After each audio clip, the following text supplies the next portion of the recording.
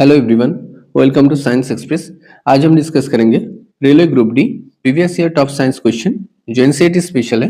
आज हमारा 100 days challenge series में डे 75 लेक्चर है। Now let's start the lecture. The process of depositing a layer of any desired metal on another material by means of electricity is called।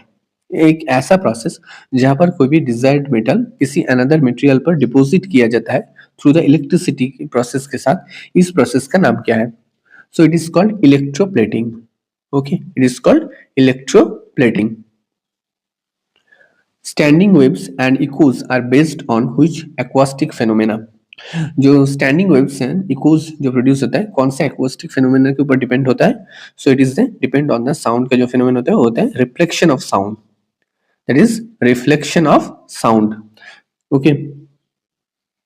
A bus starts from rest and rolls down a hill with a constant acceleration, that is 0.5 meter per second square. And what is the force acting on it if its mass is 8 ton? Okay, 8 ton मतलब यहाँ पर हम kg में convert करें तो 8000 kg। Okay, यहाँ पर हम क्या निकल रहा है? फोर्स। द फोर्स का फॉर्मूला क्या है? मास इनटू एक्सीलरेशन। ओके, सो यहाँ पर मास कितना दिया गया? 8000 kg और एक्सीलरेशन क्या है? 0.5 metre per second square, that is the half. Okay, so यहाँ पर वैल्यू आ जाएगा 4000। ओके, फोर्स का यूनिट क्या है? Newton. So correct answer is the 4000 Newton. Okay, so a bus starts from a rest and rolls down a hill with a constant acceleration 0.5 meter per second square. What is the force acting on it if its mass is 8 tons? यहाँ पर कितना force लग रहा है? That is the 4000 newton. ये important formula है, force equals to mass into acceleration, ये याद रखना। Okay, Which gas is formed when metal hydrogen carbonate react with acid? कौन सा गैस प्रोड्यूस होता है जब मेटल हाइड्रोजन कार्बोनेट एसिड के साथ रिएक्ट करता है? तो कार्बन डाइऑक्साइड गैस प्रोड्यूस होता है। Okay, when metal hydrogen carbonate react with acid, तो कौन सा गैस प्रोड्यूस होता है? कार्बन डाइऑक्साइड गैस प्रोड्यूस होता है। The potential energy of an object increases with its potential energy। किसी भी ऑब्जेक्ट का इंक्रीज होता है किस कंडीशन में? ओके, सो ये होता है हाइट। जब हाइट इंक्रीज होता है तब पोटेंशियल एनर्जी भी इंक्रीज होता है। ओके, क्योंकि पोटेंशियल एनर्जी का जो फॉर्मूला होता है वो होता है m into g into h. Okay, m क्या है? Mass of the object. g क्या है? Gravitation due to the acceleration. Okay, and जो एज क्या है? एज क्या है? Height of the object. कितने हाइट पर ऑब्जेक्ट को रखा गया उसके ऊपर भी डिपेंड करता है potential energy. Okay, so potential energy of an object increases with its height.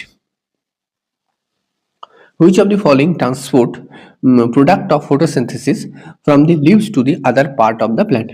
निम्नलिखित में से कौन सा ऐसा चीज है जो फोटोसिंथेसिस का जो प्रोडक्ट होता है, यानी स्टार्च ग्लूकोज जो होता है, वो लीव से other part of the plant के डिफरेंट पार्ट्स में पहुंचाता है?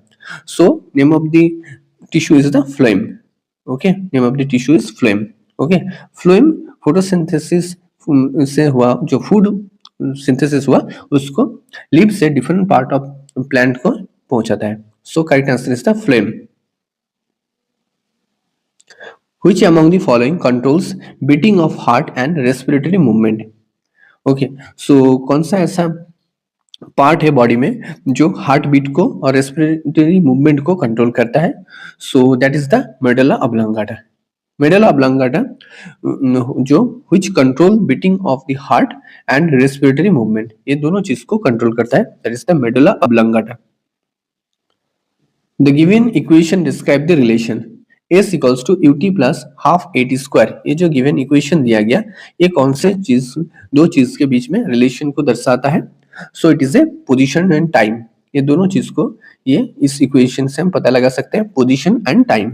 Okay, that is the S equals to ut plus half at square। ये इक्वेशन ऑफ मोशन का दूसरा समीकरण है, that is the S equals to ut plus half at square। ये दर्शाता है पोजीशन एंड टाइम के साथ रिलेशन।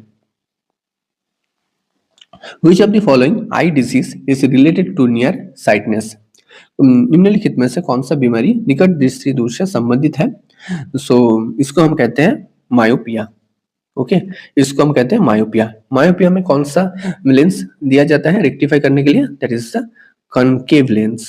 ओके, कनकेव लेंस यहाँ पर हम यूज करते हैं रेक्टिफाई करने के लिए, नियर साइटनेस जो होता है उसको हम करेक्ट करने के लिए कनकेव लेंस को हम यूज करते हैं। Okay, that is the name of the disease is the myopia.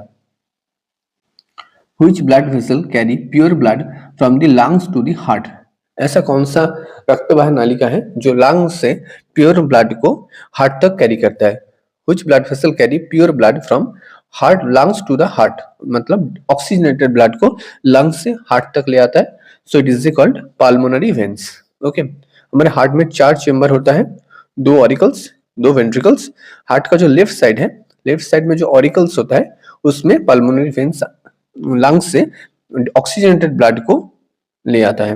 Okay, lungs से left side of the heart में, okay, left side of the heart में ना ऑरिकल चेम्बर में ये पल्मोनरी वेन्स आके जुड़ता है, जहां से लंग से ये ऑक्सीजनेटेड ब्लड को ले आता है।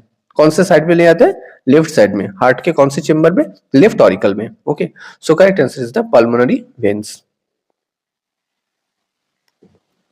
Name the process through which gaseous exchange take place across the cell membrane. ऐसा कौन प्रोसेस का नाम बताइए जहां पर गैसियस एक्सचेंज होता है सेल मेम्ब्रेन के through? So it is called diffusion. Okay, so it is called diffusion. Diffusion is the process through which gaseous exchange take place across the cell membrane. Cell membrane से जहां पर gaseous exchange होता है उस कौन सा process होता है? That is the diffusion. देखिए, डिफ्यूजन प्रोसेस से क्या होता है? हायर कंसेंट्रेशन से मॉलिक्यूल लोअर कंसेंट्रेशन तक जाता है। ओके, ये प्रोसेस का नाम है diffusion. So correct answer is the diffusion. Which chemical is used as a food preservative? कौन सा केमिकल फूड प्रिजर्वेटिव के लिए यूज किया जाता है? सो यहाँ पर करेक्ट आंसर हो जाएगा सोडियम बेंजोइट। ओके, यहाँ पर करेक्ट आंसर क्या होगा? सोडियम बेंजोइट, जो फूड प्रिजर्वेटिव में यूज किया जाता है। It is a chemical preservatives. Which chemical is used as a food preservative? That is sodium benzoate. Sodium chloride को भी हम फूड प्रिजर्वेटिव के रूप में यूज करते हैं। That is the NaCl. Thanks for watching. Don't forget to subscribe Science Express. Thank you.